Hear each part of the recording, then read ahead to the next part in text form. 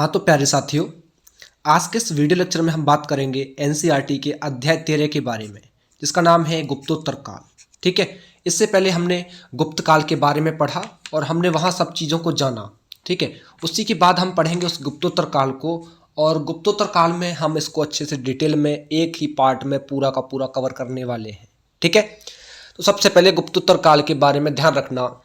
जब गुप्त वंश का जब पतन हुआ, जो हमारा गुप्त वंश था और गुप्त वंश का जब पतन हुआ है ना, तो पतन होने के बाद क्या हुआ, जब 7वीं शताब्दी का समय आया, जब 7वीं शताब्दी का समय आया है ना, तो 7वीं शताब्दी में हम देखें, स्टार्टिंग थी 7वीं शताब्दी की, आरंभ का समय था जब हर्ष का उदय हुआ। और हर्ष के उदय में देखोगे, वहां तक के समय में देखोगे तो उत्तर भारत में 4 राज्य स्थापित हुए। कितने राज्य? 4 प्रमुख राज्य स्थापित हुए। ठीक है, 4 प्रमुख राज्य स्थापित हुए, इन्होंने जन्म ले लिया। तो सबसे पहले आइए हम बात करेंगे सबसे पहले मगध के गुप्त के बारे में। जो मगध के गुप्त थे, उन मगध के गुप्त के बारे में पहला टॉपिक हम इसमें देखने वाले हैं। ठीक है, मगध के गुप्त। ठीक,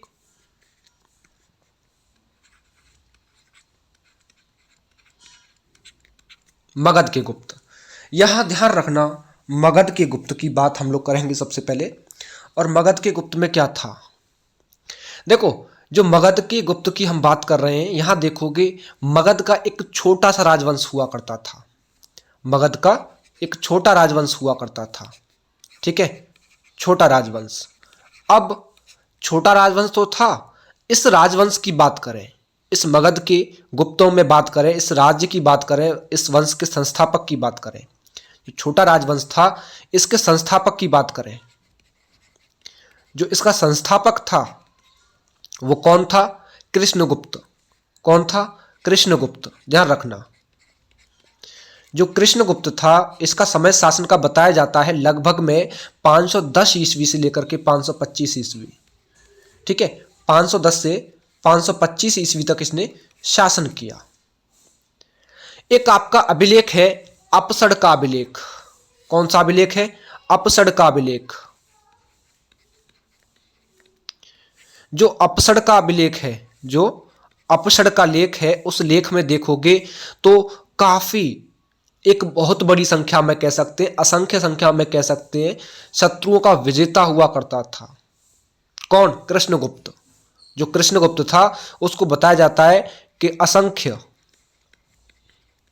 अनगिनत शत्रुओं का विजेता हुआ करता था।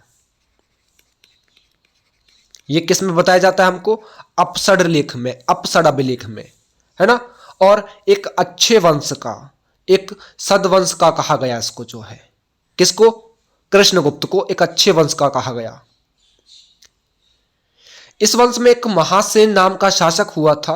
उसने ब्रह्मपुत्र यानी कि लौहित्य तक, देखोगे जो ब्रह्मपुत्र है, जो लौहित्य का क्षेत्र है, वहां तक विजय अभियान किया, वहां तक क्षेत्र को अधिकार में लिया। और इस वंश के, मगध के गुप्त में हम वंश की बात करें, सबसे जो प्रतापी जो राजा हुआ, इस वंश का जो सबसे प्रतापी राजा हुआ, वो प्रतापी राजा कौन था? ध्यान रखिएगा, आदित्य सेन। कौन था? आदित्य सेन। ठीक है, आदित्य सेन जो था, इस मगध गुप्त के बारे में जो हम पढ़ रहे हैं, इस वंश का सबसे प्रतापी राजा हुआ करता था। और उसने शासन कब से कब तक किया? तो 655 ईस्वी से लेकर के 675 ईस्वी तक उसने शासन किया। जब हर्ष की मृत्यु हो गई थी, तो मगध के अधिकार में हम कह सकते हैं एक बहुत बड़ा साम्राज्य स्थापित करने वाला आदित्य सेन ही था। क्योंकि जब हर्ष की मृत्यु हो गई तो उसके बाद जो सत्ता थी, जो राज साम्राज्य था, वो किसके हाथों में आ गया? आदित्य सेन के हाथों में। और आदित्य सेन ने एक बहुत बड़ा, एक विशाल साम्राज्य स्थापित किया, और स्थापित करने वाला ये प्रथम शासक बना। कौन? आदित्य सेन। हालांकि देखोगे जो आदित्य सेन था, इसके शासनकाल में एक चीनी यात्री आया था। इसके शासनकाल में एक चीनी यात्री आया था। और वो चीनी यात्री कौन था? वो ध्यान रखना, जो चीनी यात्री आया था वो एक राजदूत था। वो एक राजदूत था, उसका नाम था बोंग होएन। कौन था? Bong when. ठीक है, बोंग हुएन नाम का जो राजदूत था वो आदित्य सेन के शासनकाल में भारत आया और उसने, ध्यान रखना, जो बोंग हुएन था इसने भारत की 2 बार यात्रा की। कितनी बार? भारत की 2 बार इसने यात्रा की। 2 बार इसने यात्रा की। एक जो कोरिया है, कोरिया में एक बौद्ध यात्री हुआ करता था, हुई हुनलुई, है ना, ध्यान रखना। जो कोरिया है, कोरिया में एक बौद्ध यात्री हुआ करता था। कौन? बौद्ध यात्री। बौद्ध यात्री का नाम भी ध्यान रखना, मैंने बताया जैसा कि अभी, उसका नाम था हुनलुई। उसका नाम था हुनलुई। और जो हुनलुई था उसने ये बताया कि जो आदित्य सेन है, जो आदित्य सेन है, ये आदित्य सेन, इसने क्या किया? इसने बोध गया में एक बौद्ध मंदिर बनवाया। इसने बोध गया में एक बौद्ध मंदिर बनवाया। बोध गया में बौद्ध मंदिर, ठीक है, एक बौद्ध मंदिर का इसने निर्माण करवाया। एक इतिहासकार हुए हैं आपके, ठीक है, उनका नाम है बीपी सिन्हा। बीपी सिन्हा नाम के एक इतिहासकार हैं। उन्होंने ऐसा बताया है कि जो अंतिम वंश का शासक था जीवित गुप्त, ध्यान रखिएगा, जो अंतिम शासक था उसका नाम क्या था? जीवित गुप्त द्वितीय। जीवित गुप्त द्वितीय नाम का अंतिम शासक हुआ करता था और उसको लगभग 725 ईस्वी में, कब? 725 ईस्वी में कन्नौज, ध्यान रखना, कन्नौज के राजा हुआ करते थे यशोवर्मन, उन्होंने इसको मार दिया। कन्नौज के जो राजा हुआ करते थे,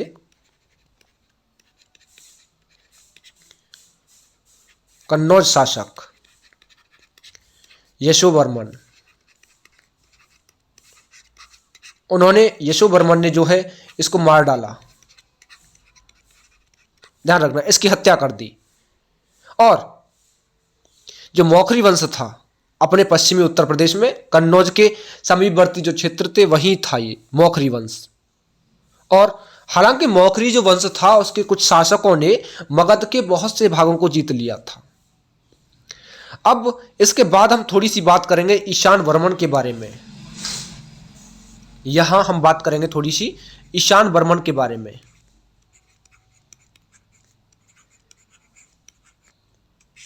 ईशान वर्मन के बारे में, जिसने शासन किया 550 ईस्वी से लेकर के 574 ईस्वी तक।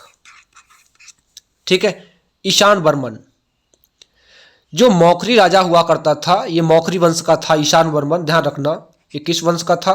मौखरी वंश का। मौखरी वंश का शासक हुआ करता था ईशान वर्मन। इसका पुत्र था सर्ववर्मन।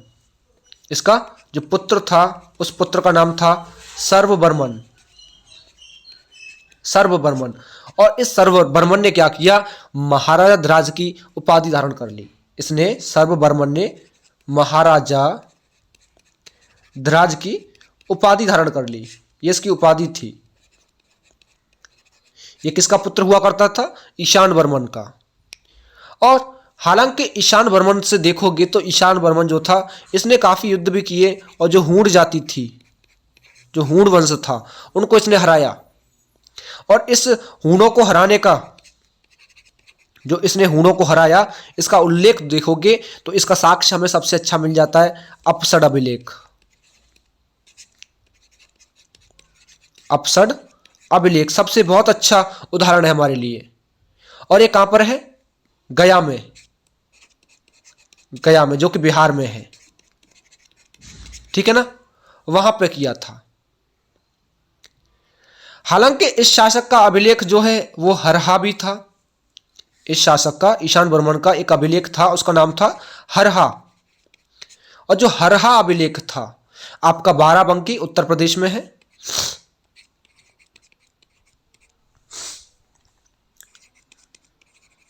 बाराबंकी उत्तर प्रदेश, ध्यान रखिएगा, यहां से भी मिला है इसका एक अभिलेख हरहा। और इस अभिलेख में देखोगे तो जो ईशान वर्मन था, इसके व्यक्तित्व के, जो इसके कर्तव्य थे, उन पर प्रकाश डाला गया है ना। और इस अभिलेख में यह भी बताया जाता है, हरहा अभिलेख में, कि जो ईशान वर्मन था, उस ईशान वर्मन ने गौड़, आंध्र और जो शुलिक थे इनको भी हराया। इस हरहा में देखोगे तो यह बताया जाता है कि इसने, ईशान वर्मन ने गौड़, आंध्र और शुलिको इन सभी को इसने हराया था। किसने? ईशान वर्मन ने। हालांकि एक विद्वान हुआ करते थे सुधाकर चट्टोपाध्याय, ध्यान रखिएगा, एक विद्वान हुआ करते थे सुधाकर चट्टोपाध्याय। जो सुधाकर चट्टोपाध्याय थे उन्होंने बताया था ऐसा कि जो ईशान वर्मन है उसने गौड़ शासक हुआ करता था गोपचंद्र, है ना। ईशान वर्मन उसने जो हराया गौड़ का शासक गोपचंद्र, वो उन्हीं का वंशज था, ठीक है ना। जो गौड़ पराजित किया वो गोपचंद्र का वंशज हुआ करता था। और एक आंध्र का राजा हुआ करता था विष्णु कुंडिन वंश का, ठीक है, उसको हराया। सुलिक वंश का था, जो सुलिक था वो पश्चिमोत्तर सीमा के हूण हुआ करते थे, उनको इसने युद्ध में हराया।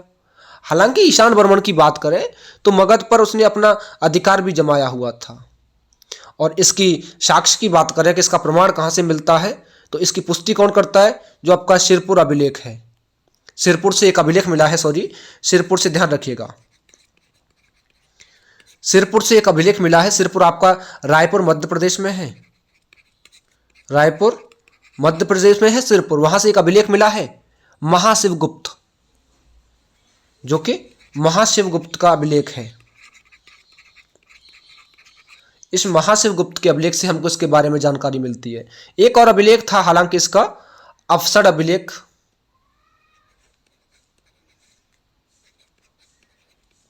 अपसड और अबसड दोनों में अंतर है, ध्यान रखना। अफसड और अपसड दोनों अलग अलग थे, ध्यान रखिएगा इस चीज को। यहां डाइवर्ट होने की जरूरत नहीं है बिल्कुल भी। अपसड और अफसड दोनों अलग अलग हुआ करते थे, ठीक। जो अफसड अभिलेख था, उस अफसड अभिलेख में देखोगे, उस अफसड अभिलेख में देखोगे तो हालांकि बताया जाता है, जो कि आपका नवादा के पास में है, बिहार में। ये कहां पर है?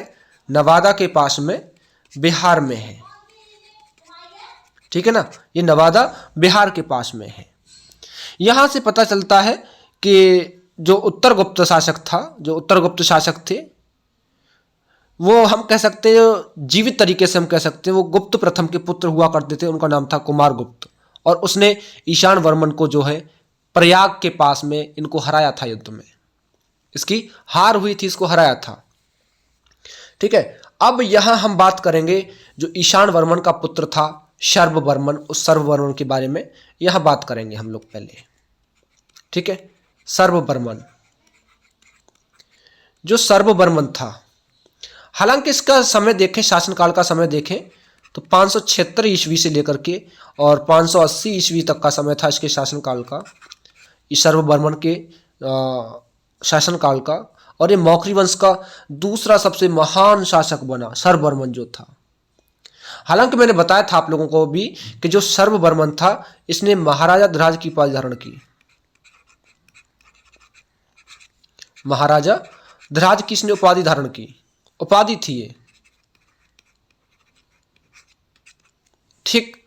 और हालांकि इस सर्ववर्मन ने देखोगे तो काफी सिक्के, असीरगढ़, है ना, काफी चलाए। और जो सिक्के असीरगढ़ वगैरह थे वहां से एक मोहर भी प्राप्त हुई है।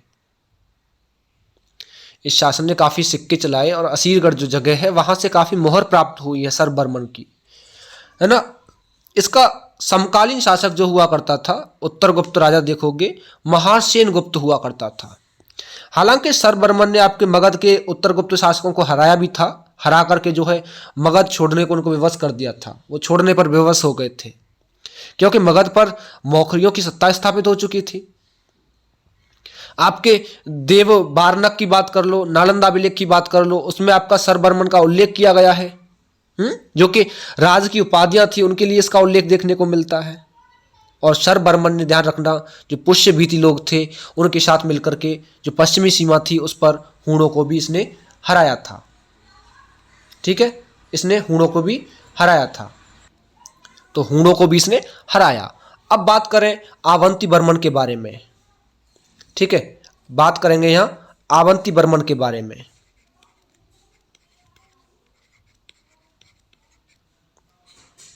जो आवंती वर्मन था इसने शासन किया 580 ईस्वी से लेकर के और 600 ईस्वी तक। इसने 580 से 600 ईस्वी तक शासन किया और ये मौखरी वंश का सबसे अंतिम शक्तिशाली राजा था। ध्यान रखना, ये मौखरी वंश का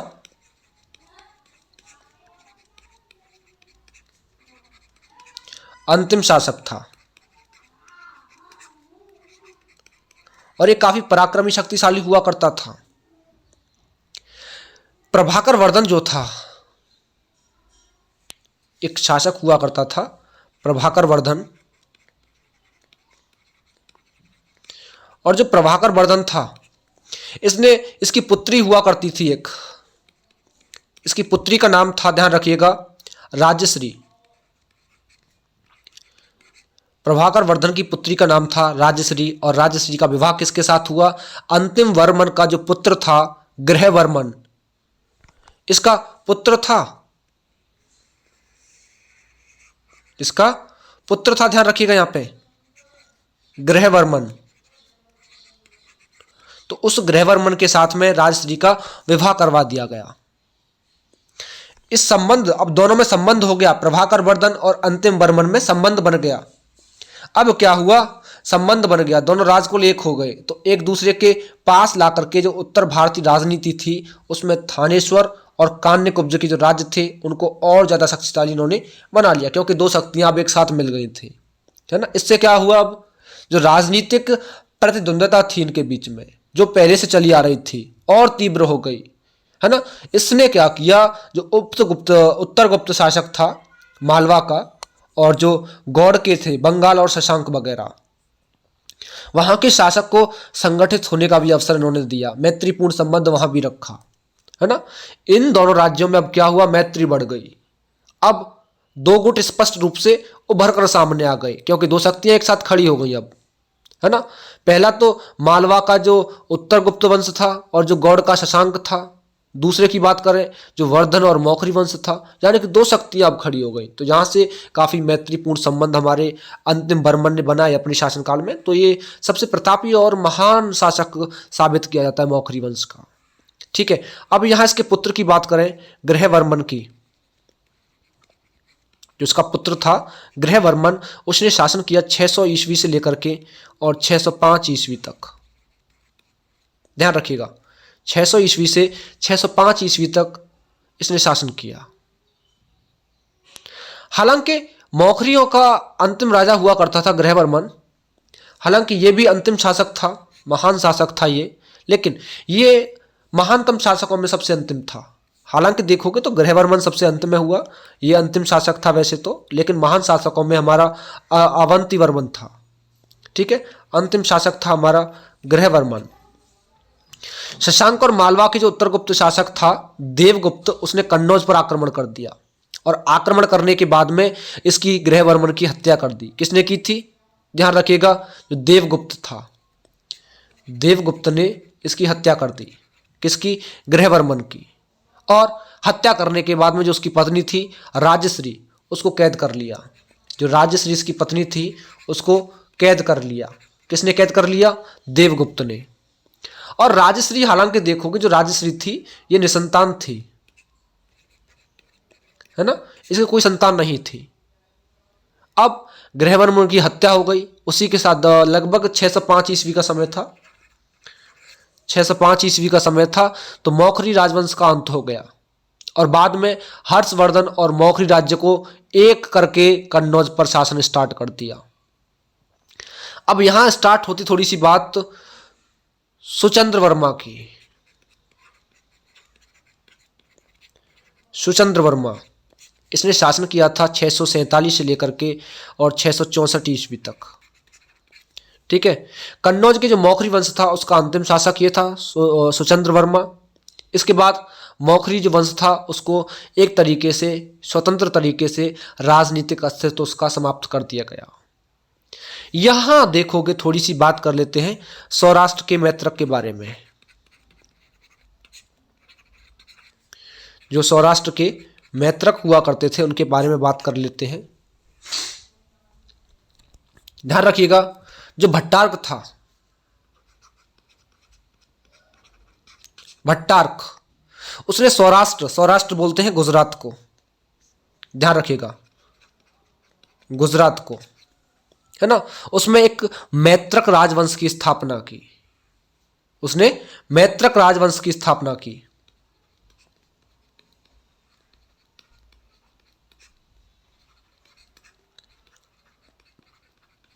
इसने मैत्रक राजवंश की स्थापना गुजरात में की।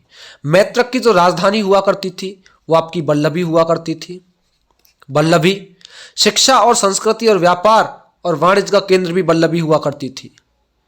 हालांकि मैत्रकों ने जो राज्य थे इनमें सबसे लंबे समय तक राज किया। जब गुप्त आपका जो बुद्धगुप्त था उसका शासनकाल आया, उसमें मैत्रक का सरदार भट्टारक हुआ करता था, है ना। जो भट्टारक हुआ करता था,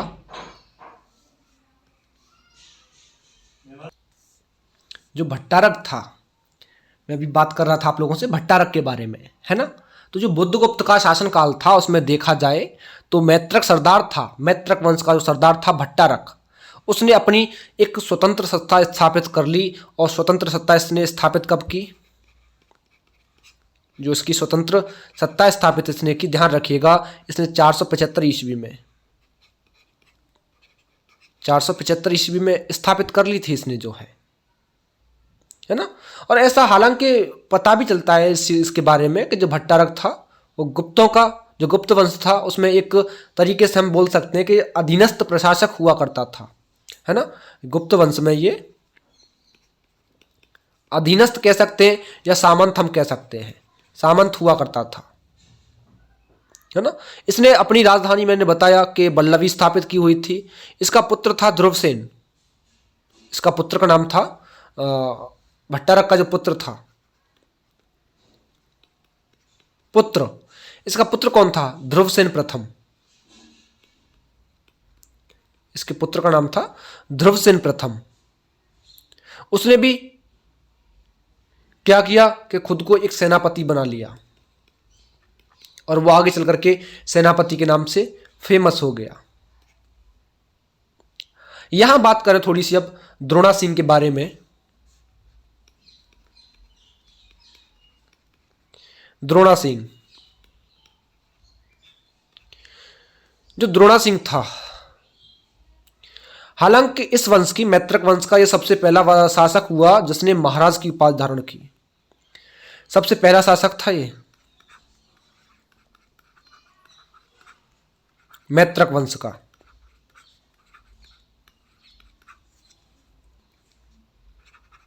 जिसने महाराज की उपाधि धारण की थी, ठीक है ना। और जो एक गुप्त राजा था भानुगुप्त, जब उसकी मृत्यु हो गई उसके बाद इसने अपने तरीके से हम कह सकते हैं पूरे तरीके से स्वतंत्र सत्ता स्थापित कर ली, है ना। जो नरसिंह गुप्त था, नरसिंह गुप्त बालादित्य ने क्या किया, जो परिस्थिति थी, परिस्थिति को देखते हुए उसने ये किया कि जो स्वतंत्र सत्ता थी उसको स्वीकार कर लिया। अब हालांकि हुणों का पराभव भी खूब हुआ और यशोवर्मन के अंत के बाद देखोगे जो मैत्रक वंश था उसको अपनी शक्ति के विस्तार का और अवसर मिल गया। तो इसका लाभ दोनों लोगों ने उठाया, इन्होंने, है ना। 6वीं शताब्दी का समय था। जो मैत्रक थे उनकी एक शाखा जो थी उसने पश्चिमी मालवा पर भी अपना अधिकार कर लिया। और मैत्रकों का पहला जो एक तरीके से अकॉर्डिंग टू टाइम कह सकते हैं, एक तिथि क्रम के अनुसार कह सकते हैं, तिथि युक्त कह सकते हैं, जो अभिलेख था गुप्त संवत। कौन सा? जो अभिलेख था गुप्त संवत 200 506, ठीक है। 206 जो था वो 526 ईस्वी में माना जाता है, 526 ईस्वी का था। इसमें जो ध्रुवसेन प्रथम था उसको महाराज, महाप्रतिहार, महादंडनायक, महाकार्तिक, इन सब की उपाधियों से उसको दर्शाया गया है। मैत्रकों का सबसे शक्तिशाली शासक हुआ करता था ध्रुवसेन द्वितीय, ध्यान रखना। हर्षवर्धन ने क्या किया, जो हर्षवर्धन था,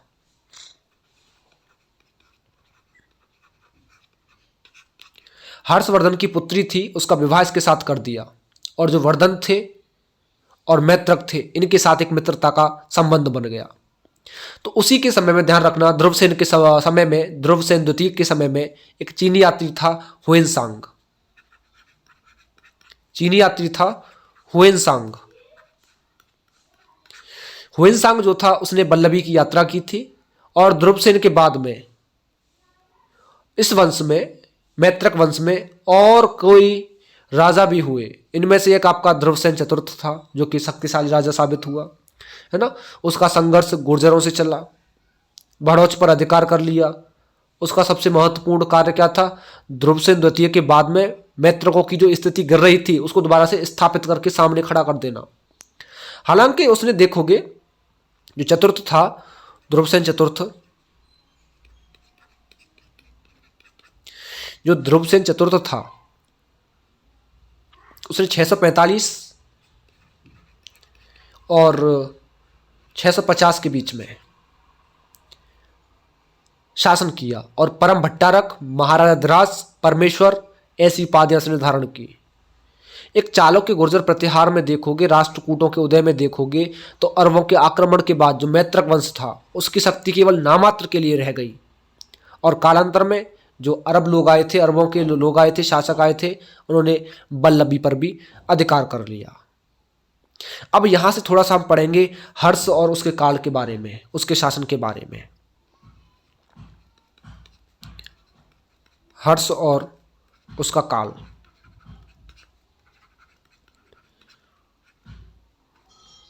ठीक है। यहां करेंगे हर्ष के राज्य के बारे में बात हम थोड़ी सी। जो गुप्त वंश था, गुप्त वंश ने बिहार और उत्तर प्रदेश में जो सत्ता का केंद्र बनाया हुआ था उससे उत्तर और पश्चिम भारत पर 6ठी शताब्दी ईसा पूर्व के बीच तक, मध्य तक, लगभग 160 वर्ष तक राज किया। 160 साल तक इन्होंने राज किया। उसके बाद उत्तर भारत फिर से काफी राज्यों में बंट गया। जो गोरे हूण थे उन्होंने लगभग 500 ईस्वी में, 500 ईस्वी से देखोगे कश्मीर, पंजाब, पश्चिमी भारत, लगभग हम कह सकते हैं 12 सामंत राजाओं के हाथ में चला गया जो राज था, और उन्होंने गुप्त साम्राज्य को आपस में बांट लिया। इनमें से एक ने क्या किया, जो कि हरियाणा में स्थित है, थानेश्वर, वहां का शासक बन गया। धीरे धीरे अपनी प्रभुता को और बढ़ाया, सामंत थे उन पर कायम किया। और यह शासक कौन था, हर्षवर्धन। कौन था, हर्षवर्धन। जो हर्षवर्धन था इसने 606 से लेकर के 647 ईस्वी तक इसने शासन किया। हालांकि गुप्त साम्राज्य का जब पतन हो गया उसके बाद हरियाणा का जो अंबाला जिला है वहां थानेश्वर नाम का जो स्थान है वहां पर पुष्यभूति वंश की स्थापना हुई। और इस वंश में जो पुष्यभूति वंश था, ध्यान रखिएगा, पुष्यभूति वंश ये कहां पर है, थानेश्वर में। थानेश्वर कहाँ है, अंबाला जिला में।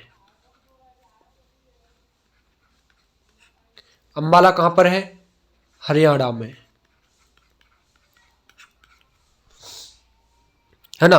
और जो इसमें शासक हुए इस वंश के, पुष्यभूति वंश के, मैंने बताया नरवर्धन, राज्यवर्धन, आदित्यवर्मन,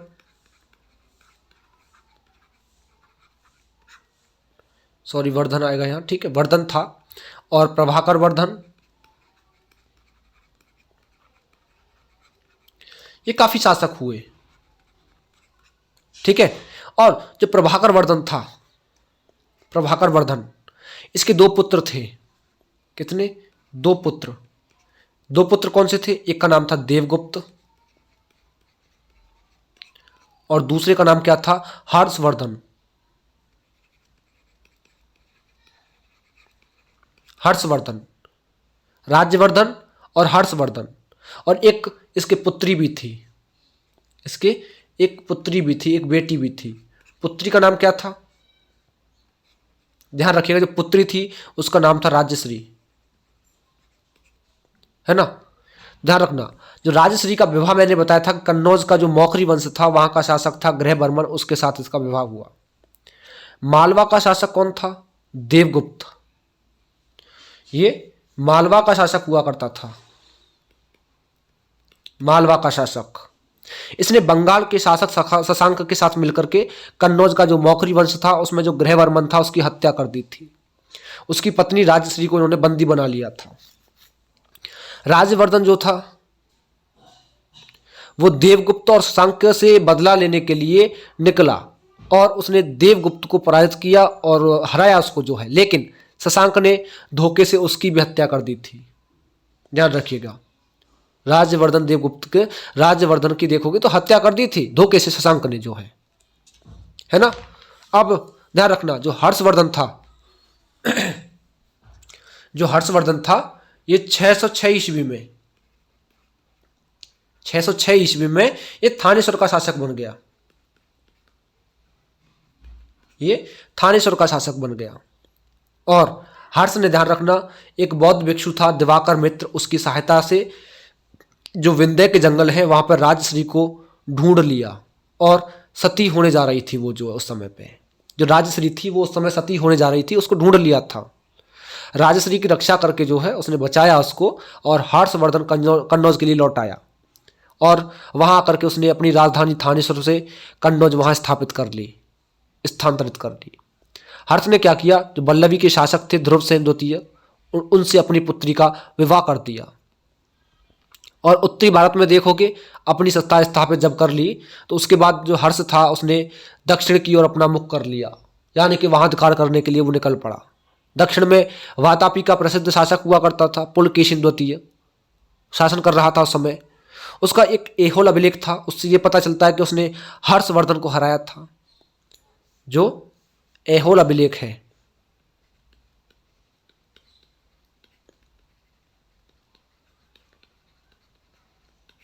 जो अब एहोल अभिलेख है उसमें यह पता चल जाता है एहोल अभिलेख से कि उसने हर्षवर्धन को हराया था। किसने? पुलकेशिन द्वितीय ने। और हर्ष को 3 पुस्तकें, नागानंद, रत्नावली, प्रियदर्शिका, इनका रचयिता भी बताया जाता है। जो हर्ष था, हर्ष ने 3 पुस्तकों की रचना की। अब वो 3 पुस्तक कौन सी थी? नागानंद, रत्नावली और तीसरी थी प्रियदर्शिका।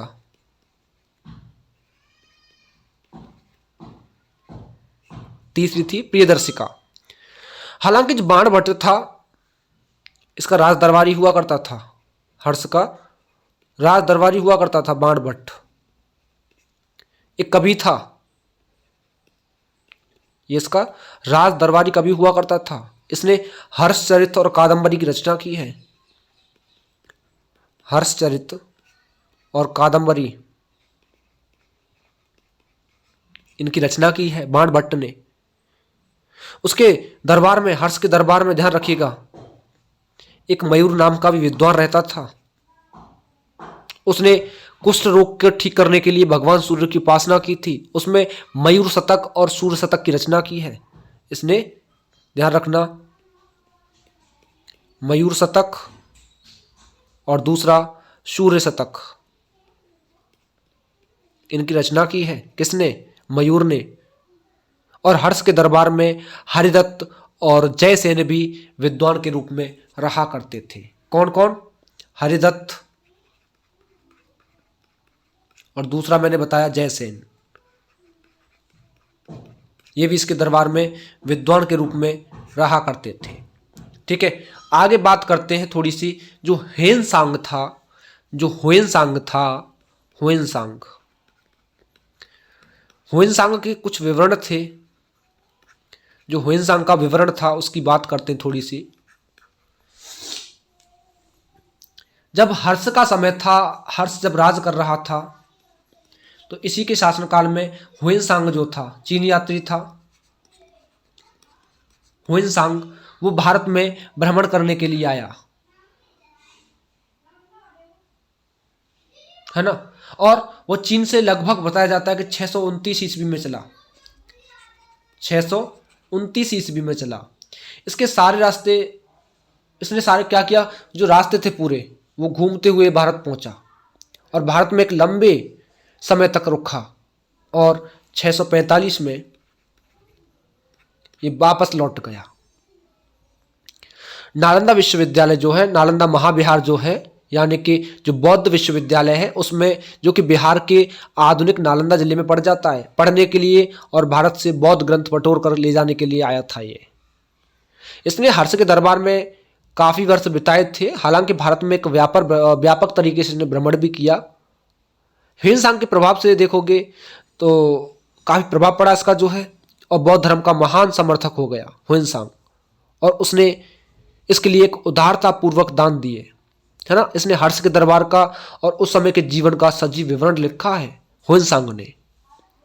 हालांकि देखोगे उसने इसका जो यात्रा वृतांत था, जो यात्रा संस्मरण था, उसको एक पुस्तक के रूप में भी इसने संकलित किया है। और इसकी जो पुस्तक थी उसका क्या नाम था, सीयू की। इसकी रचना का नाम, इसकी पुस्तक का नाम सीयू की है। हालांकि ह्वेनसांग के और भी नाम थे काफ़ी जिसको जाना जाता है, युआन च्वांग, स्वान चांग, शाक्य मुनि, यात्रियों में राजकुमार, काफ़ी नाम से जाना जाता है इसको जो है। और हर्ष जो था, हर्ष, इस ह्वेनसांग ने इस हर्ष को ध्यान रखिएगा काय के नाम से पुकारा था, शिलादित्य के नाम से।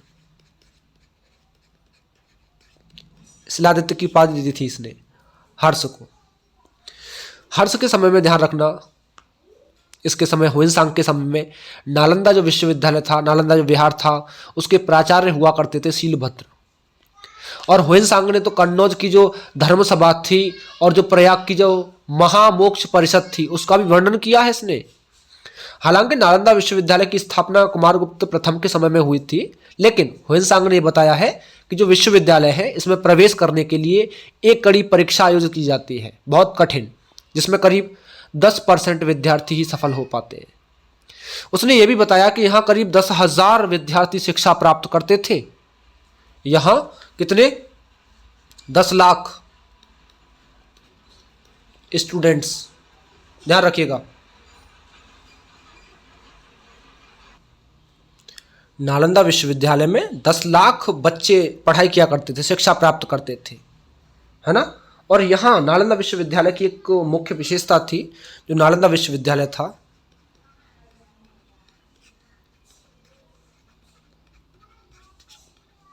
इसकी एक विशेषता थी कि यहाँ चिकित्सा शास्त्र की शिक्षा अनिवार्य थी। इस विद्यालय में चिकित्सा शास्त्र की, यहाँ चिकित्सा शास्त्र की जो शिक्षा थी वो अनिवार्य थी। ये करना ही पड़ेगा उस विद्यालय में।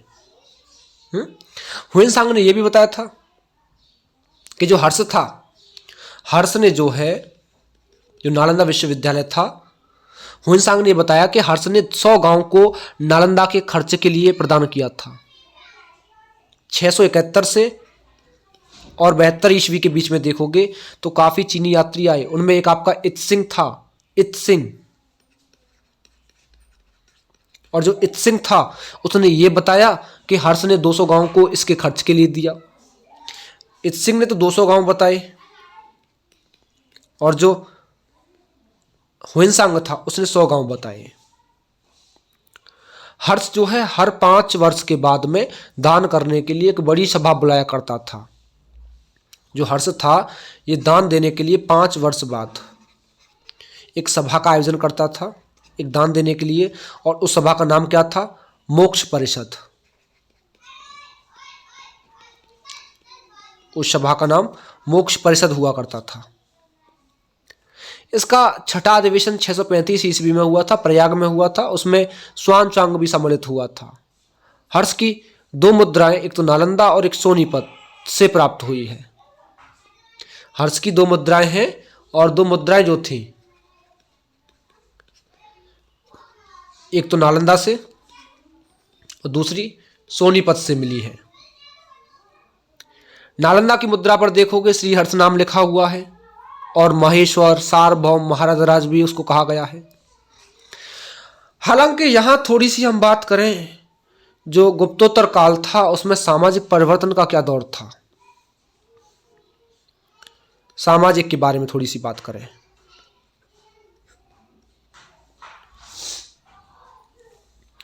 गुप्तोत्तर काल में क्या था, उस समय क्या था कि सबसे महत्वपूर्ण सामाजिक परिवर्तन था। और सामाजिक परिवर्तन में देखोगे जो समाज था उसमें कई पक्ष कह सकते हैं, काफी पक्षों को भी प्रभावित किया।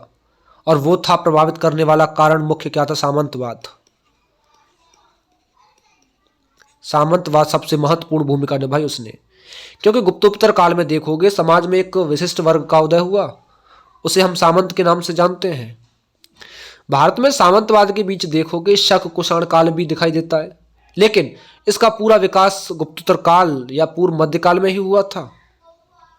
हालांकि उत्तर भारत में छोटे छोटे राज्यों का उदय हुआ, इससे सामंती प्रवृत्ति को बढ़ावा मिला था, लेकिन सामंतवाद के विकास में देखोगे जो तत्कालीन शासक हुए उन्होंने काफी भूमि गांव अनुदान में काफी योगदान किया।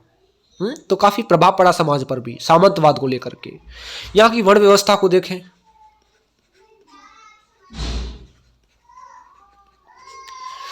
जो वर्ण व्यवस्था थी यहाँ की, होइनसांग था, अल मसूदी था, अल बरूनी था, इन्होंने वर्णन किए और बताया कि समाज में ब्राह्मणों का सर्वश्रेष्ठ स्थान हुआ करता था, है ना। विष्णु धर्मोत्तर पुराण में देखोगे तो भूमि के साथ साथ दास कर्मकार इनको दान दिए जाने का उल्लेख देखने को मिलता है। हालांकि हुइनसांग ने खुद ठक्क देश के जो ब्राह्मण थे उनको खेती करते हुए देखा है। और गुप्तोत्तर युग की तो एक महत्वपूर्ण घटना यह भी थी कि राजपूत जो थे उनका अभ्युदय हुआ। राजपूत शब्द का सबसे पहले जो प्रयोग किया था वो कर्नल टाड था, उसने अपनी पुस्तक में किया था। जो राजपूत शब्द था, जो राजपूत शब्द था इसका सबसे पहले जो वर्णन किया गया, ध्यान रखना, किसने किया, कर्नल टाड ने। कर्नल टाड की एक पुस्तक हुआ करती थी, annuls and history of Rajasthan. Annuls and history of Rajasthan, इसमें वर्णन किया है राजपूत शब्द का। मेधातिथि एक विद्वान हुआ करता था, उसने लिखा था ऐसा कि जो राजा शब्द है वो अक्षत्रिय के लिए भी प्रयोग हो सकता है, बशर्ते कि वो राज्य का स्वामी हो। इब्न खुर्दाब जो विद्वान हुआ उसने क्षत्रियों को दो भागों में बांटा, सबूक फूरिया और कतारिया। अलकेतर एक विद्वान हुआ, उसने सबूक फूरिया सत क्षत्रिय हुआ करते थे, उसने ऐसा बताया। कतारिया ये साधारण क्षत्रिय हुआ करते थे जो कि कृषि व्यापार व्यवसाय ऐसे आजीविका चलाते थे अपनी। एक आपका आहार अभिलेख है, उसमें क्षत्रिय व्यापारी साहक उल्लेख देखने को मिलते हैं उसके भी, है ना। लेकिन तीसरा वर्ग यहाँ वैश्य बताया जाता था। जो तीसरा वर्ग था वो वैश्य बताया जाता था। जो पाराशर हुए थे उन्होंने कुशीज वृत्ति यानी कि सूद पर रुपया उधार देना, ब्याज पर पैसा उधार देना, कुशीज वृत्ति बताते उस चीज के बारे में, कुशीज वृत्ति बोलते हैं, जो कि पाराशर ने बताई है। ये वैश्यों का व्यापार हुआ करता था, व्यवसाय हुआ करता था। हालांकि गुप्तोत्तर काल में व्यापार में काफी गिरावट तो मिलती है देखने को, इससे वैश्यों की सामाजिक स्थिति में पहले से भिन्नता देखने को मिल जाती है और उनका जो स्थान था वो शूद्रों के समान हो गया। जो वैश्य वर्ग था वो वैष्णव और जैन धर्म का अनुयायी हुआ करता था। हालांकि ओशनस स्मृति में देखोगे, जो ओशनस स्मृति थी, जो ओशनस स्मृति थी, उसमें देखा जाए तो व्यापार और शिल्प ये शूद्रों की आजीविका के साधन बताए जाते थे।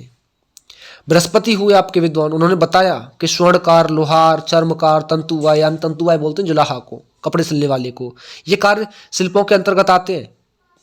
मेधातिथि के बाद देखोगे, उनके अकॉर्डिंग देखोगे तो शूद्र के लिए आवश्यक नहीं है कि वो दो जातियों की सेवा में आजीविका चलाए अपनी।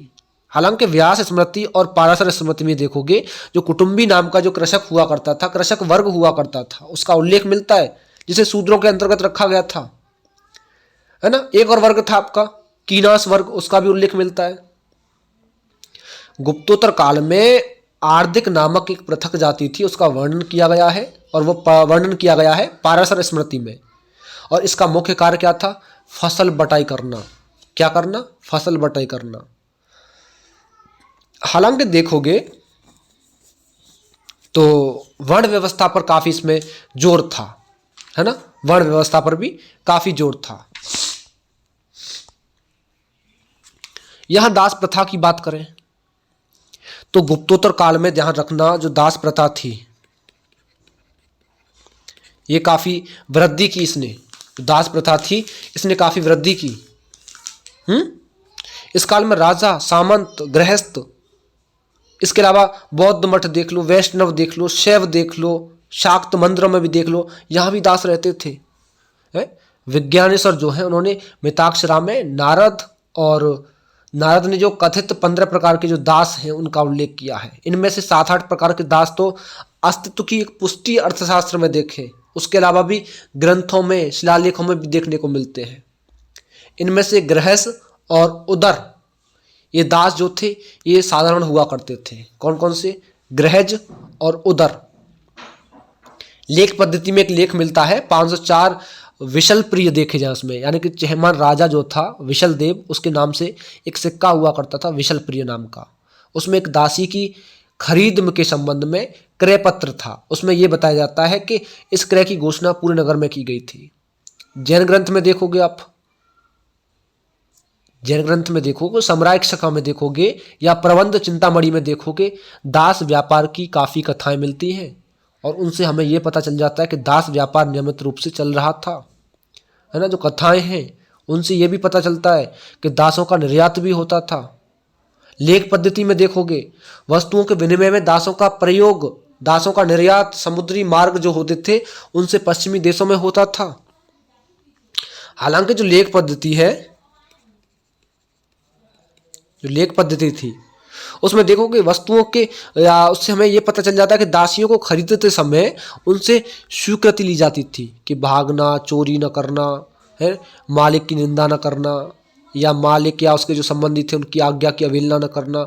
इस पर क्या है कि स्वामी को से पीटना, बांधना पूरा अधिकार हो जाएगा। उसके लिए स्वीकृति, जैसे हम लोग बोलते हैं ना कि एविडेंस जो, सॉरी हम लोग जो क्या बोलते हैं उसको, हम लोग जो एफिडेविट जो बनवा लेते हैं, वही टाइप का यहाँ पे हुआ करता था, है ना। तो काफी प्रभाव हुआ इस चीज का भी। ठीक है, आगे चलिए।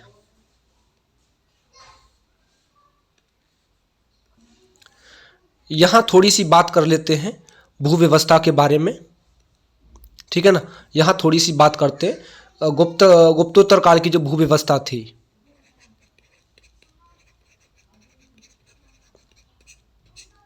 इस भू व्यवस्था के बारे में बात करते हैं। यहां गांव के जो प्रकार थे,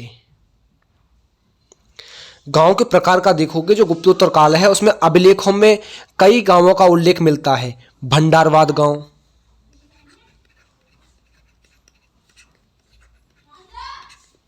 भंडारवाद ग्राम, ठीक है।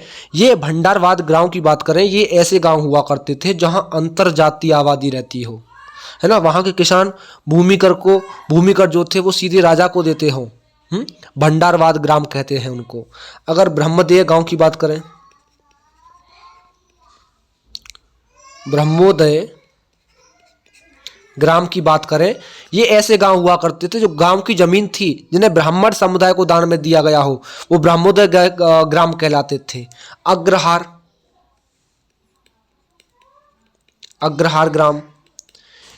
ग्राम में क्या था? ये ऐसे गांव थे जिनमें केवल ब्राह्मण रहते थे।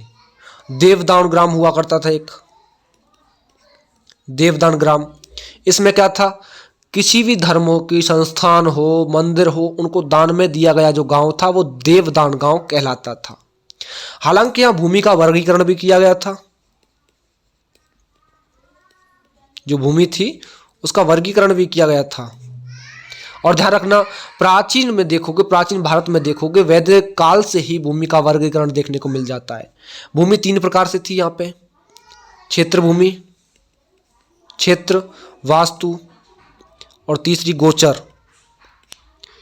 ये क्षेत्र जो था, क्षेत्र भूमि, ये खेती करने के लिए योग्य होती थी, खेती योग्य। ठीक है। और जो वास्तु भूमि थी ये मकानों के लिए हुआ करती थी, मकान के लिए। गोचर भूमि ये चारागाह के लिए होती थी, चारागाह के लिए, ध्यान रखिएगा यहाँ पे। हालांकि व्यक्तिगत भूमि हुआ करती थी, जो व्यक्तिगत भूमि हुआ करती थी गुप्तोत्तर समाज में देखोगे जो अभिलेख है उसमें दो प्रकार की व्यक्तिगत भूमि का वर्णन मिलता है। एक तो शतक भूमि, एक क्रस्ट या प्रकष्ट भूमि। जिस भूमि पर निजी स्वामित्व होता था वो शतक भूमि थी, जो क्रस्ट भूमि थी यानी कि स्वयं खेती की जाने वाली भूमि, खुद खेती करना। और गुप्तोत्तर काल में दो किसानों का भी उल्लेख मिलता है, कुटुंबी किसान और सीरन किसान। जो कुटुंबी किसान थे ये स्वतंत्र रूप से खेती करने वाले किसान हुआ करते थे। जो सीरन किसान थे, जो किसान बटाई पर खेती करते थे, हाफ हाफ लेना, 50-50%, वो किसान हुआ करते थे, है ना। यहाँ की थोड़ी सी बात करें मुद्रा के बारे में, यहाँ गुप्तोत्तर काल में थोड़ी सी मुद्रा के बारे में बात करें। ध्यान रखिएगा इस काल में जो सिक्के मिलते हैं देखने को बहुत ही कम मिलते हैं, क्योंकि उनमें मौलिकता और कलात्मक सुंदरता का अभाव होता था, है ना। तोल अगर देखें, वेटेज के अकॉर्डिंग देखें तो वो भी कम है। जबकि कुषाण और गुप्त काल में सिक्कों को देखोगे तो लगभग 7.78 से लेकर के और 9.33 ग्राम तक के हुआ करते थे, इतने वजन के हुआ करते थे। और इस काल के सिक्के 4 से 2 ग्राम से अधिक नहीं मिले हैं। इसमें 4 से और 2 ग्राम के सिक्के मिलते हैं केवल और केवल केवल केवल कितने, 4 से और 2 ग्राम के सिक्के। ध्यान रखिएगा इस चीज़ को। तो ध्यान रखिएगा यहाँ पर जो मुद्रा थी, मैंने जो बताया अभी कि यहाँ जो मुद्रा थी वो 4 से 2 ग्राम की हुआ करती थी। तो डिफरेंस मिल जाता है देखने को दोनों में, मुद्राओं में, है ना। दूसरी बात, ऐसा बताया भी जाता है कि जो सिक्के थे उनकी कमी थी और उनका कारण क्या था, विदेशी व्यापार। क्योंकि विदेशी व्यापार यहाँ पे बहुत नहीं होता था, कम होता था। क्योंकि बाहर भेजने वाली जो वस्तुएं हुआ करती थी उनके विनिमय में देखोगे तो सोना चांदी कम आने लग गया। और जो रोमन साम्राज्य था, रोमन साम्राज्य, इस रोमन साम्राज्य से पहले रेशम का व्यापार हुआ करता था और वो रेशम का व्यापार क्या था, बंद हो गया। रेशम का व्यापार बंद हो गया। अरबों के विस्तार में क्या हुआ, जो पश्चिमी और जो मध्य एशिया है उसमें राजनीतिक विलप्ल हो गया, उससे व्यापार कम हो गया है। जो अरब यात्रियों के वृत्तांत है उनमें सीधा लिखा जाता है इस चीज को कि व्यापार वस्तु जो विनिमय होता है उसी के माध्यम से ही हो पाता है। हालांकि भारतीय साहित्य को आप देख लीजिए, उसके जो अंतर्राज्यीय व्यापार है उनमें भी व्यापार का माध्यम वस्तु विनिमय ही बताया जाता है। लेकिन अधिकतर राज्यों में सिक्के चांदी तांबे के होते हैं, उनसे भी क्या होता है, इनसे परिणाम पर बहुत कठिन है, इनसे परिणाम पर पहुंचना बहुत कठिन है, क्योंकि व्यापार समृद्धि के कारण है। और पाल और सेन राजाओं को देख लो, उनमें केवल देवपाल के 6 सोने के सिक्के मिले थे, केवल 6 सोने के सिक्के। गुजरात के चालुक्य हुए थे, केवल जयसिंह सिद्धराज का 1 सोने का सिक्का मिला था, केवल 1 सिक्का। हालांकि अब थोड़ी सी धर्म की बात करें, ध्यान रखिएगा जो गुप्तोत्तर काल था इसमें ब्राह्मण और बौद्ध धर्म की एक नई दिशा मिली, उसमें विस्तार हुआ, नए नए सिद्धांत आए, धार्मिक क्रियाएं आई, उनका समावेश हुआ। धार्मिक विचारों के विकास का प्रबल कारण था वहाँ की जो तांत्रिक पूजा थी, जो उपासना थी, उसका वेग देखो, उसकी प्रगति देखो। उसने क्या किया, बौद्ध धर्म के मूल रूप को ही बदल दिया पूरा का पूरा। जो तांत्रिक विचार थे उन्होंने ब्राह्मण धर्म के अलग अलग संप्रदायों को भी प्रवेश दिया, उनके आधारभूत विचारों में काफ़ी परिवर्तन हुआ। हालांकि मत भी यहाँ हुए थे। वैष्णव मत की बात करें, जो वैष्णव मत था गुप्त काल में आप वैष्णव धर्म को देखोगे तो पूरी तरीके से विकसित हो चुका था। विष्णु के अवतार का जो सिद्धांत है वो भी स्थापित हो चुका था, क्योंकि विष्णु के काफ़ी अवतारों की मूर्तियां वहाँ उत्कीर्ण की जाती थी। जैसे कि आपकी वराह की थी, एक आपकी अनंतशाही की थी, अनंतशाही की देखने को मिलती है। अवतारवाद के विकास को देख लो, प्रचार को देख लो, उसमें भी पुराणों का प्रमुख योगदान है। अवतारवाद जो था एक जनसाधारण का पुनरुत्थान की आशा, एक आकांक्षा का प्रतीक था। हालांकि 12वीं शताब्दी में देखोगे जो भक्ति आंदोलन था काफ़ी चरम सीमा पर था, उसने जोर पकड़ा हुआ था। उसकी पृष्ठभूमि में देखोगे जनसाधारण की यही आशा और आकांक्षा हुआ करती थी। अवतारों में वराह, कृष्ण, राम ये बहुत ज़्यादा लोकप्रिय हुए। हालांकि आदि वराह की जो मूर्तियां थी, बादामी की जो गुफाएं हैं वहाँ देख लो, महाबलीपुरम में देख लो, मध्य प्रदेश में देख लो, गुजरात में, राजस्थान में, उड़ीसा, बंगाल, उत्तर प्रदेश यहाँ भी मिली है। अभिलेख हैं, स्मारक हैं, इनसे भी हमें पता चलता है कि जो गुप्तोत्तर काल था इसमें वैष्णव धर्म भारत में प्रचलित था, है ना। अनेक राजवंश इसके अनुयायी थे, जैसे कश्मीर के दुर्लभवर्धन थे, ललितादित्य थे, बंगाल की सेन नरेश थे, प्रतिहार नरेश थे, देवशक्ति जो थे, यानी काफ़ी गोहिल, चंदेल, चौहान, काफ़ी शासक इसके अनुयायी थे इस शैव मत के, शैव धर्म के जो है, सॉरी वैष्णव धर्म के। हालांकि थोड़ी सी बात हम शैव की भी कर लेते हैं यहाँ, शैव धर्म की। हिंदू धर्म के अंतर्गत ध्यान रखना, जितने संप्रदाय थे उनमें शैव धर्म सबसे अधिक प्रबल हुआ। जनसाधारण के अलावा देखोगे तो काफ़ी राजवंशों ने शैव धर्म अपनाया, मंदिर बनवाए। हालांकि हुइनसांग ने तो शिव का उल्लेख भी किया है, जो हुइनसांग था उसने शिव का उल्लेख किया है। हुइनसांग ने, जो कि चीनी यात्री था हुइनसांग, उसने किसका उल्लेख किया है? शिव का उल्लेख किया है। जो हर्षचरित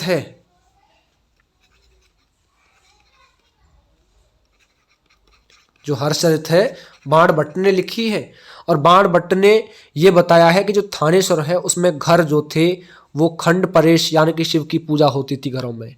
हालांकि हुइनसांग जो था, हमारा जो हुइनसांग था, उसके वृत्तांत को जब पढ़ते हैं तो हर्ष को बौद्ध धर्म का अनुयायी और संरक्षक बताया जाता है। ध्यान रखिएगा इसको भी, है ना। आपका बांसखेड़ा है, मधुबन है, वहां से ताम्रलेख जो प्राप्त हुए हैं, वहां पे देखोगे तो 619 ईस्वी तक शैव धर्म, जो शैव वंश था, वो शासन किया करता था, प्रचलित था। कामरूप के राजा थे भास्कर वर्मन।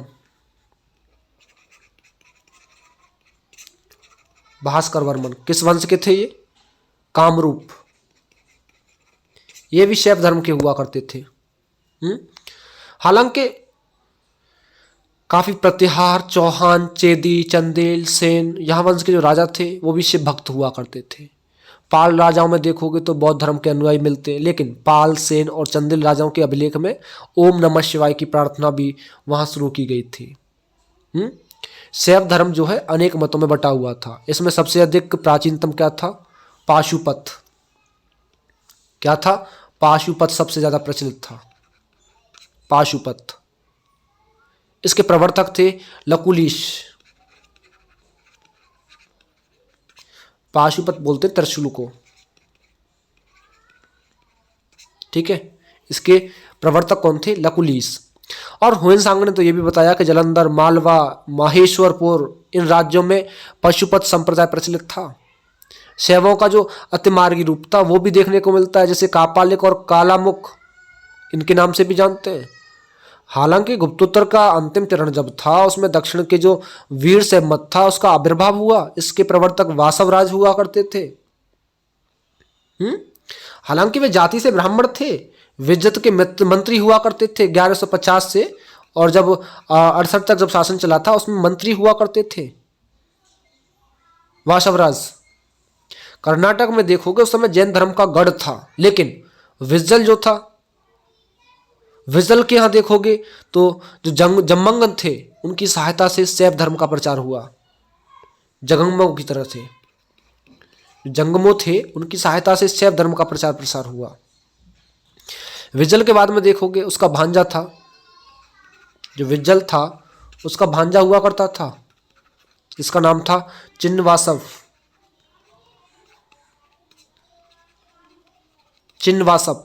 उसने वीर शैव मत को प्रचार किया खूब उसका। हालांकि वीर शैव मत एक क्रांतिकारी संप्रदाय था, और इस मत के अनुयायी आपके जो इस मत के कौन से वीर शैव मत के जो अनुयायी हुआ करते थे उन अनुयायियों को लिंगायत कहते थे।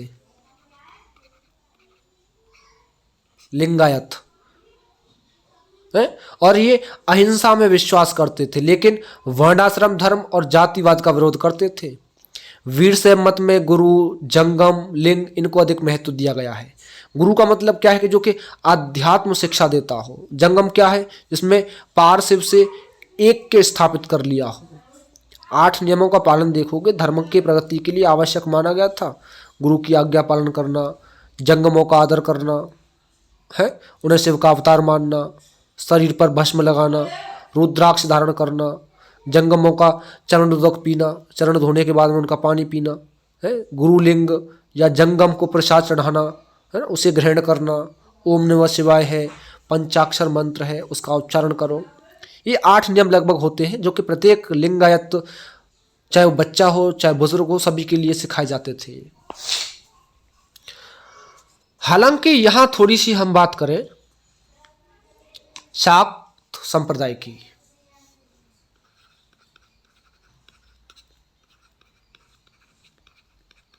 जो शाक्त संप्रदाय था, इसमें शक्ति पूजा के मूल में दार्शनिक विचार हुआ करता था कि ईश्वर अपनी शक्ति की सहायता से ही सृष्टि धारण और संहार करता है उसका। लेकिन इसका रिजल्ट क्या निकला कि ईश्वरवादी संप्रदायों में शक्ति, परम देवता इनकी अर्धांगिनी के रूप में संसार में प्रचलित हो गए। हालांकि वेदांतों को पढ़िए, उनमें बताया जाता है कि ब्रह्म की माया ही इस विविध सृष्टि की कारण है, उसी ने रचना की है।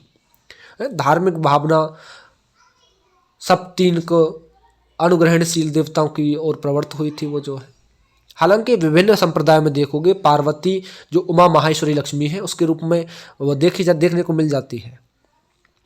जो आपका 6ठी शताब्दी का समय था उसमें शक्ति उपासना स्पष्ट रूप से निश्चित रूप से दिखाई देती थी।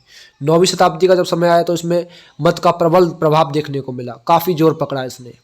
6ठी शताब्दी में मातृ देवियाँ जो थी उनके मंदिरों को देखोगे विस्तारवादी नए ब्राह्मण धर्म में नियत स्थान प्राप्त हुआ।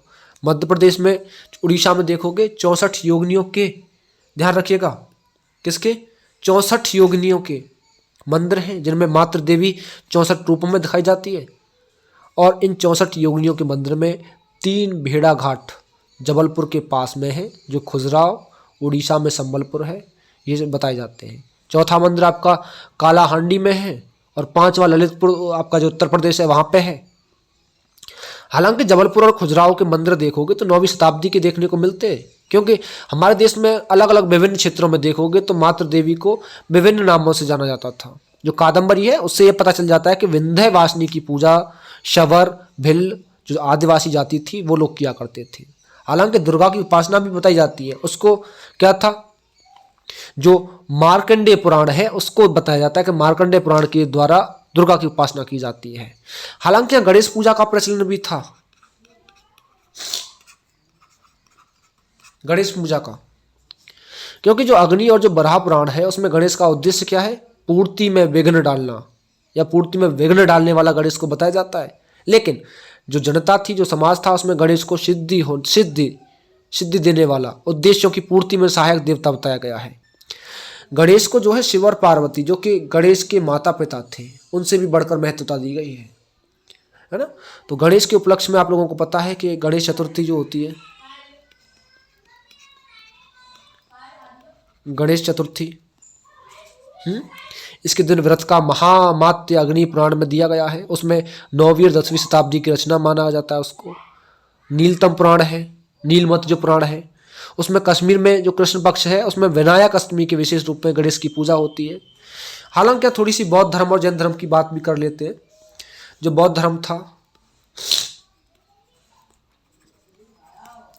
बौद्ध धर्म में क्या हुआ, 629 से लेकर के 645 ईस्वी के बीच में भारत का जो वर्णन हुआ था उसमें हुएनसांग जो था उसने बौद्ध धर्म के पतन को स्वीकार नहीं करता है बिल्कुल भी, कि वो नहीं बताता कि बौद्ध धर्म का पतन हुआ है ना। वो ये बताता है कि उत्तर प्रदेश का जो कन्नौज क्षेत्र है, बिहार का नालंदा क्षेत्र है, बंगाल में देखोगे बौद्ध धर्म का वैभव ऐसा कि ऐसा बना रहा। इसका कारण कुछ तो ये भी है कि बौद्ध धर्म को हर्ष का आश्रय मिलता रहा, और कुछ ये कि नालंदा की जो अंतर्राष्ट्रीय ख्याति हो गई थी उसके जरिए से इसको महत्व मिलता रहा बौद्ध धर्म को, है ना। जो नालंदा देश था उसका सर्वोच्च शिक्षा संस्थान बौद्ध संस्कृति का अंतर्राष्ट्रीय केंद्र हुआ करता था। लेकिन हालांकि दूसरे स्थानों पर देखोगे तो बौद्ध धर्म का जो वृतांत है वो हुएनसांग ने दिया है, और उसमें ये क्लियर है, बताया जाता है कि उत्तर पश्चिम में जो उद्यान है स्वात घाटी में, गंधार में देख लो, कश्मीर में देख लो, पंजाब है आपका, मध्य क्षेत्र है आपका, मथुरा है हमारा, कौशाम्बी भी हम बोल सकते हैं, बनारस था। इन सब स्थानों में बौद्ध धर्म का प्रभाव कम हो रहा था, लेकिन पश्चिमी भारत, कच्छ, सूरत, लाट, उज्जैन, यहाँ पे ब्राह्मण और जैन धर्मानुयायी संख्या जो थी उनमें बौद्धों से कहीं अधिक थे। जैन, दक्षिण में बौद्ध और जैन धर्म था। वैष्णव वल्लभ, शैव नैयार, ये संत जो थे ये प्रबल तरीके से हम कहते हैं कि पुनर्जागरण आंदोलन का सामना नहीं कर पाए थे। बौद्ध धर्म में कुछ स्थान के अलावा देखोगे तो लगभग समस्त पूरे दक्षिण और तमिल प्रदेश में निष्कासित हो गया था बौद्ध धर्म। जैन धर्म को देखें, इस समय देखोगे गुप्तोत्तर काल तक जैन धर्म का पूर्ण रूप से विकास हो चुका था। इसके अनेक संप्रदाय थे जिनमें से दिगंबर और श्वेतांबर महत्वपूर्ण हुए। राजस्थान में काफ़ी जैन मंदिरों का निर्माण हुआ, जिनमें से ओसिया में, जो ओसिया है राजस्थान में, ओसिया में महावीर का मंदिर है, प्रसिद्ध मंदिर। जालौर में देख लो, नाडोल में देख लो, जो चौहान थे, चौहान, उन्होंने जैन धर्म को और अधिक संरक्षण दिया। तो हालांकि लास्ट में टॉपिक सारांश पे पहुंचे तो यही सारांश है कि इस गुप्तोत्तर काल में काफ़ी वंशों को महत्वता मिली, काफ़ी शासक भी हुए, महत्वपूर्ण शासक भी हुए, है ना। तो ज़्यादा दिनों तक ये गुप्तोत्तर वंश नहीं चला था। गुप्तोत्तर वंश के बाद में, हालांकि बाद में हमारा मध्यकाल स्टार्ट हो ही जाता है, हमारा पूर्व मध्यकाल आ जाता है 800 से लेकर के 1200 ईसा के बीच में, है ना। तो हम जो पूर्व मध्यकाल है हमारा, उसको हम मीडिएवल में पढ़ेंगे, ठीक है ना। हालांकि हमारा एंशिएंट हिस्ट्री आज खत्म होता है पूरा का पूरा, जो कि 6 से 12 तक का पूरा हम लोगों ने एक शॉर्ट तरीके से कवर अप कर लिया उसको जो है। अब हम पढ़ेंगे मध्यकाल को, अपने मीडिएवल पीरियड को, मीडिएवल हिस्ट्री को पढ़ेंगे, ठीक है ना। तो सबसे पहले कल हम जानेंगे पूर्व मध्यकाल के बारे में, जो उसके स्रोत थे, कब से कब तक चला, उसके अध्ययन जब करेंगे, स्रोत कहाँ से कैसे मिलते हैं, तो वो सब हम कल पढ़ेंगे कल के टॉपिक में, ठीक है। आज हमारा यहाँ एंशिएंट फिनिश होता है और कल आपको इसके नोट्स PDF एक साथ पूरा कंप्लीट इसका जो ई बुक रहेगा वो कल आपका अपडेट कर दिया जाएगा, ठीक है। चलिए।